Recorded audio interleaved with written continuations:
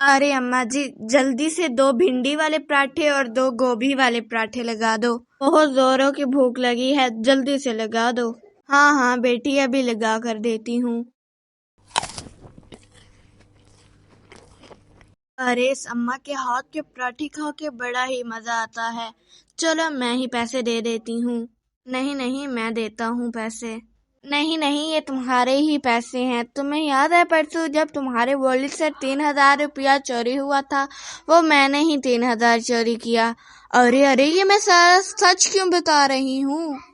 अच्छा, जो तुम्हारे पैसे गुमे थे ना, 2,000, वो मैंने पैसे लेकर साथ वाली पड़ोसन को एक न्यू साड़ी लेकर दी थी। तुम घर चलो, तुम्हारा मैं इलाज करती हूँ। यह है ढोलकपुर गांव, जहाँ के लोग बहुत ही रहमदिल थे। यहाँ थी एक शबनम नाम की बुढ़िया की एक झोंपड़ी। यहाँ रहती थी शबनम बुढ़िया। शबनम बुढ़िया की उम्र तकरीबन 50 साल थी।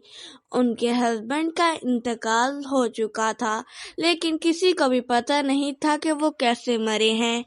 शबनम बुढ़िया गांव में एक ठेला लगाती थी, जिस पर वो आलू, गोभी, भिंडी के पराठे बेचा करती थी, जिससे उसके घर का अच्छे से खर्च चल रहा था। लोग कहते थे पराठों का जायका घी से नहीं आता, बल्कि उसमें कोई गहरी बात है। जो भी उसके पराठे खाता, उसके मन से कोई ना कोई सच निकल आता।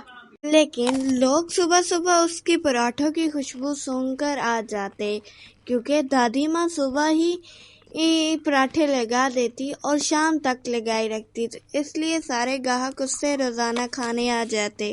तो ऐसे ही दिन गुजर रहे थे। एक दिन उसी कॉलोनी में रहने आता है एक लड़का, जो किराए के घर पर रह रहा था। वो लग तो बच्चा रहा था, लेकिन उसकी उम्र पूरे 20 साल थी। अरे सिलेंडर का भी अभी खत्म होना था।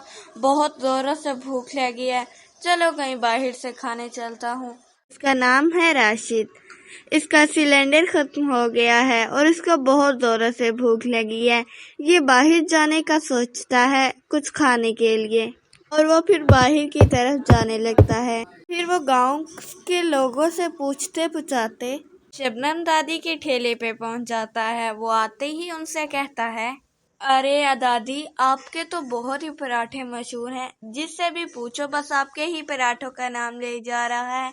मुझे भी जरा 2 पराठे लगा दीजिए।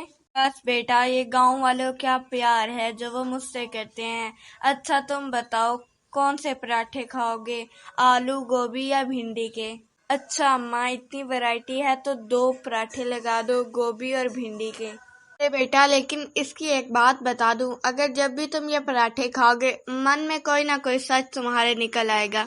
अरे अम्मा, कैसे बातें कर रही हो, जल्दी से 2 पराठे लगा दो। राशि शबनम बुढ़िया की बात ना सुनते हुए वो पराठे खाने लगता है।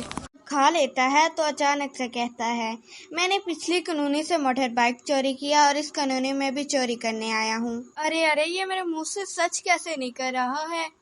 खड़े लोग, कुछ लोग उसको हैरानी से देखते हैं। वो उसे कुछ लोग खड़े उसे पुलिस को पकड़ा देते हैं। पुलिस अपने बड़े अफसर को कॉल करता है और उसे सजा देने के लिए कहता है। उसे सजा 2 साल की जेल मिल जाती है और ये 2 महीने की सजा। लेकिन उस हादसे के बाद गांव में एक खौफ सा आ गया। अरे मुझे तो पहले ही लगता था कि वो शबनम बुढ़िया अपने पराठों में कौन सा जादू टोना करती है। मुझे तो पहले ही यकीन था कि सारी बातें सच कैसे मुंह से निकल सकती हैं। हाँ, मुझे भी लगता था, लेकिन मैं चुप थी। मुझे लगता था बस मेरा ये वहम ही है।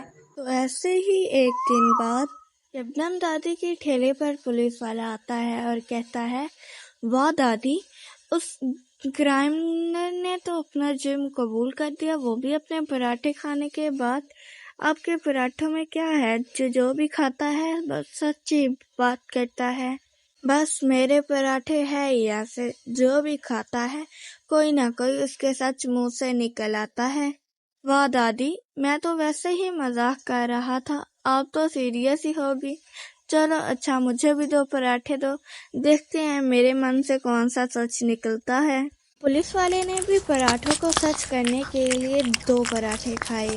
फिर वो पराठे खाते खाते बोला, ارے دادی، آپ کو پتا ہے جو سونا ہمارے ہاں آتا ہے اس میں سے میں نے 3 چینی اپنی بیوی کو دی ہیں۔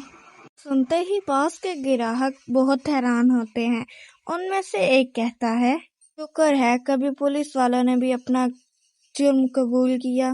اس کا نتیجہ یہ نکلا کہ شبنم دیدی کے پراٹھے اب کوئی نہیں تھا کھانے آتا۔ اب اس کے ٹھیلے پر کوئی بھی نہیں تھا آتا۔ اس کا ٹھیلا اب ویران لگنے لگا۔ جو لوگ اس سے کھاتے تھے اب وہ لوگ دور سے بس اس کو دیکھتے تھے، کیونکہ لوگوں کے دلوں میں ڈر بیٹھ گیا تھا کہ اس کے پراٹھے جو بھی کھاتا وہ سب سچ اگل دیتا۔ پتہ نہیں یہ کون سا جادو منتر کرتی ہے۔ ارے کتنے دنوں سے بوری نہیں ہوئی، اگر ایسے ہی چلتا رہا تو میرا دھندا بند ہو جائے گا، اور پھر میرے گھر کا راشن کب آئے گا اور کہاں سے آئے گا۔ تو ایسے ہی دن گزر رہے تھے۔ ایک دن راشد کی سزا ختم ہو جاتی ہے اور پھر وہ اسی کالونی میں آ جاتا ہے۔ مجھے پتا نہیں اس اماں کے پراٹھوں میں کیا تھا جو میں نے سب سچ سچ بتا دیا۔ مجھے پتا لگانا پڑے گا کہ وہ پراٹھوں میں کیا ڈالتی ہے۔ ایک دن وہ صبح صبح اماں کے گھر آتا ہے اور کھڑکی سے دیکھنے لگ جاتا ہے۔ اندر شبنم بڑھیا گوبھی، پیاز اور بھنڈی پر کوئی جادو کر رہی ہوتی ہے۔ کون ہے؟ جلدی سے سامنے آ جاؤ۔ کون کھڑکی سے جھانک رہا ہے؟ جلدی سے اندر آ جاؤ۔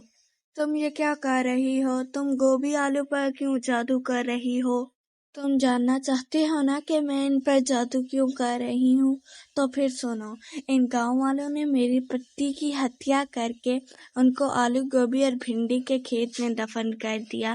اس کے بعد سے میں ان پر جادو کرتی ہوں اور سب کے منہ سے سچ اگلواتی ہوں۔ اتنا کہتے ہی شبنم بڑھیا زمین پہ گر جاتی ہے۔ تبھی وہاں پولیس آ جاتی ہے تو راشد انہیں ساری بات بتاتا ہے۔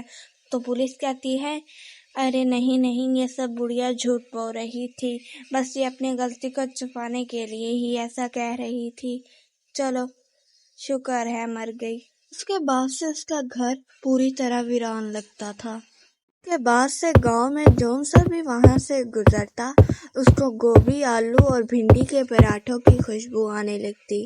لوگ کہتے ہیں جو بھی اس خوشبو کا پیچھا کرتا ہے اس کے من میں سب سے بڑا سچ نکل آتا ہے اور وہ پھر کبھی چین سے نہیں رہتا۔